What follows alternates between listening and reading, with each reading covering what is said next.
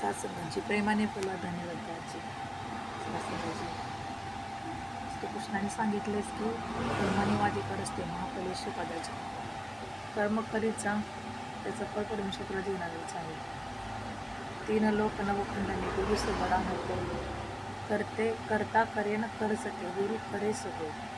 सासंगाची हेच आहे की गुरुची शिकवण आपल्याला दिलेली आहे की विश्वासाने भक्ती करा आणि एक दृढता असू द्या तुमच्या वागण्यामध्ये रोजच्या जीवनामध्ये, जेणेकरून तुम्हाला बघून एखादा म्हणेल की खरंच तुम्ही कुठं जाता काही शिकता ते तुमचं बघून आमच्यामध्ये काही परिवर्तन यायला लागले.